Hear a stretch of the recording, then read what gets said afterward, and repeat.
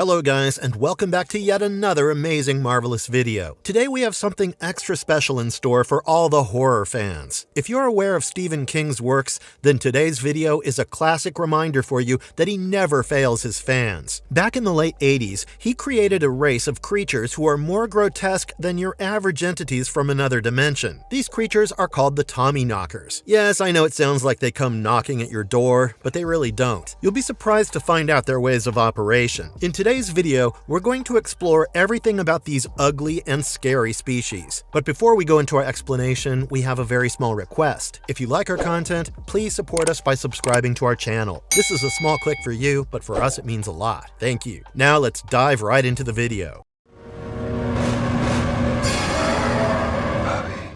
Who are the Tommyknockers? Created by the exceptionally talented author Stephen King, the Tommyknockers are extraterrestrial creatures who are the main antagonists in his novel of the same name. The novel was published in 1987 and has a superb blend of horrific elements with science fiction. After almost a decade, in 1993, a television miniseries was released with the same name, which was directed by John Power with a screenplay by Lawrence D. Cohen, and it aired on ABC. As creatures, they're super intelligent and appear as a mysterious alien race throughout the story. Surprisingly, despite being the main villains, they're never given any specific names. Everyone just refers to them as the Tommyknockers. A little interesting bit of trivia about them is that Stephen King got the idea to name them Tommyknockers through a rather strange children's rhyme. It goes something like this: late last night and the night before, Tommyknockers knocking at the door. I want to go out, don't know if I can, cause I'm so afraid of the Tommyknocker man. In an interview, King revealed that he remembered having heard the first verse of this poem as a kid, and he wrote the second verse himself for the book. What is their story in the miniseries? The television miniseries begins with two characters, Bobby Anderson, played by Marge Helgenberger, and her boyfriend Jim Guard Gardner, played by Jimmy Smits. Bobby is a fiction writer, and Guard is a poet. They live on the edges of the town of Haven in Maine with their dog Peter. One time when Bobby is out, she comes across a weird stone that has been artificially crafted and appears to be sticking out of the soil. Out of curiosity, when she begins digging it up with Guard, they find several cubes that are connected to each other. At this point, it's a total mystery what these cubes are made of and what they are doing underneath the ground. As they dig deeper and expose that object further, they notice that their neighbors have started doing strange things. Suddenly, a huge number of people have become insomniacs and appear to be showing some basic signs of telepathy. Now, in their world, these things are obviously not common. A few people of Haven have also somehow turned into rather weird inventors who make unusual devices with batteries, kitchen tools, and basic household appliances. A rather strange thing about these new gadgets is that when they are on or active, they radiate a green color. So this clearly means that they're receiving energy from somewhere. Well, the twist in the story is that Bobby also starts showing signs of being overly possessed with the mystery around this object in her backyard. But Guard is absolutely normal. As it turns out, he has a metal plate fixed inside his head from an old skiing accident, so that metal plate is protecting him from whatever's affecting literally the entire town. In fact, matters get worse when we see that even kids are being affected. A young boy named Davy Brown disappears as a result of his brother Hilly using his magic machine on him. Now, wait till you find out just how important Davy is to this story. The first time we hear the mention of the name Tommyknockers is when two people are hospitalized for having gone insane. The first person is Davy's brother Hilly, who developed a brain tumor because he kept trying to bring Davy back. The second person is a deputy, Becca Paulson, who went mad when she saw her husband being electrocuted right in front of her eyes. So when both of them were sent to the hospital, they kept chanting about the Tommyknockers. This gives us a clear indication that the green energy and the mysterious object in Bobby's backyard has definitely something to do with these alien creatures. Now, another fascinating thing that these creatures have brought to the masses is a couple of really disturbing side effects with longer exposure to the object. A trooper named Butch Dugan had arrived in the town to investigate these circumstances when he noticed that several people had baggy eyes, hair falling out as if they had cancer, and strangely pale skin. In fact, he started noticing symptoms of being affected himself when he began to feel nauseous. Now, all the townspeople who have been affected by this strange phenomenon believe that they have have been possessed by some evil force that's trying to finish their becoming. Perhaps this becoming means that they're all turning into Tommyknockers themselves. Since Bobby has also been affected, Guard realizes that she's helping whatever alien force is spreading throughout the town. He finds a few people in her garage, and it looks like the alien object is using the life force inside them to energize itself. One of them tells Guard that the kid who disappeared, Davy Brown, is apparently with the Tommyknockers. So Guard takes Bobby and decides to go inside the alien object, which ends up leading them deep inside an alien spaceship. This is when we properly get to see the Tommyknockers. The alien spaceship is being controlled by one of the Tommyknockers, who has strapped and linked itself to the huge device inside the ship. They also find poor Davy there, whose mental energy is being used by the ship. Several other aliens on the ship, who are of course the Tommyknockers, are lying in a mummified state. Maybe they're waiting to drain all the life force from the entire town to recharge themselves. In any case, Guard is able to free Davy, but he links himself to the ship in order to save the entire town. Bobby goes back to the surface with Davy, where the mad townspeople are trying to enter the spaceship, but Guard destroys the external portals and then begins to lift off the ship. This series of events causes all the alien devices inside the town to blow up. Finally, when the Tommyknockers come back to life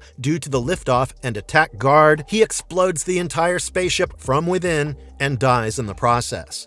How different is the series from the novel? As a whole, the miniseries has managed to maintain all the gory and psychologically scarring themes from Stephen King's novel. But there are a few minor changes in the plot, like changing the sheriff's name from McCausland to Merrill, the deputy, Becca Paulson, killing her own husband rather than watching his electrocution, the immense torture and suffering of Bobby and Guard's dog Peter, as opposed to none at all in the miniseries, and Bobby Anderson has a sister in the novel who also gets wrapped up in all the alien mess, but she never appears in the miniseries. Now, apart from these, there are also several key changes in the story that make a significant difference. So remember how the townspeople started getting affected by the alien object? Well, it occurred as a psychic emanation because the object was exposed to the environment. But that's not what happened in the novel. In fact, it was a rather elaborate affair. They were affected due to an odorless radioactive gas. It was so bad that if anyone entered the town in that gas's presence,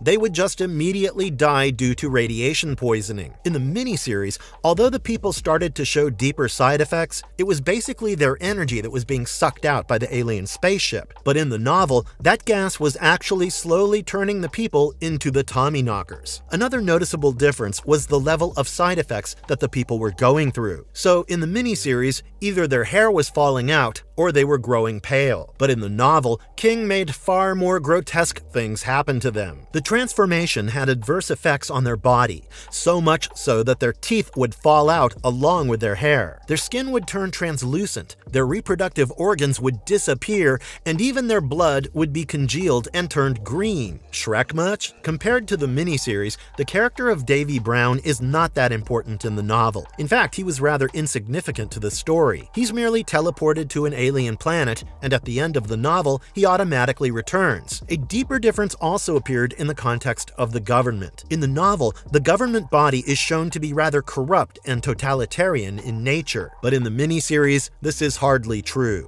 This might have appeared a little too bureaucratic, but that was it. In fact, Sheriff Merrill was portrayed as a kind person. This elemental difference was also present in Guard's character. In the novel, he is seen as a man with strong political ideas on the threat of nuclear war and the dehumanizing effect that technology can have on us, since much of the story is also dependent on the involvement of technology. But this was missing from his character in the miniseries. Now, when it comes to Bobby Anderson's character, the very first thing that the miniseries changed was that she approached the alien object and unearthed it out of pure curiosity. But in the novel, it was actually the aliens who were driving her to dig out the spaceship. Apart from this, one of the biggest changes in the story was also about her character. In the novel, Bobby actually dies. Since she was also affected by the alien energy and her becoming had started, it proved more and more difficult to stop it or reverse it. In the miniseries, Guard is, of course, able to bring her back to reality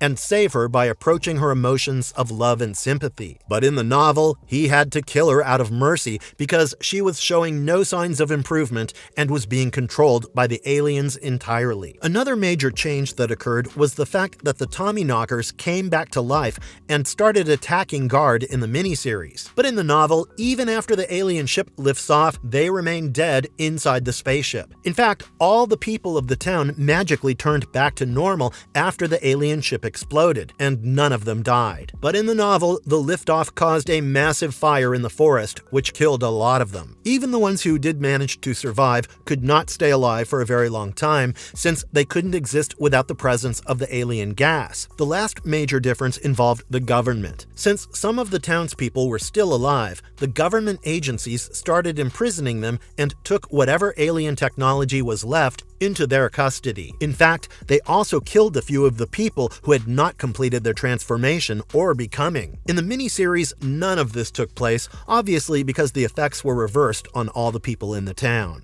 Appearance of the Tommyknockers. There is a slight difference in their appearance as described in King's novel and as we get to see in the miniseries. So, in the original novel, the Tommyknockers' bodies are transparent, so much so that you see their organs. Apart from that, they also have gray musculature and taloned feet. This monstrous appearance is foreshadowed in the book when Bobby goes through her transformation and when the ship's details are explained to us. We can understand their movements from the way the ship has been built. For example, inside the ship, there's a ladder that has 4 foot spaces, and the rungs have semicircular dips in them. As opposed to such specifications, in the miniseries, the Tommyknockers have entirely opaque skin, the back of their heads appear to be stretched out as if someone is pulling them, and they have spikes pointing out of their shoulders. Apparently, the stretched out head is supposed to signify that they have the high intellect of an alien race. They also look relatively like our usual scary aliens, a figure that's more commonly associated with their kind. But unlike any other alien races that you might have come across, the Tommyknockers are creatures who can actually make more of their own kind by using the radioactive gas in their spacecraft. After all, that's exactly what they were trying to do to all the people from the town of Haven. Apart from that,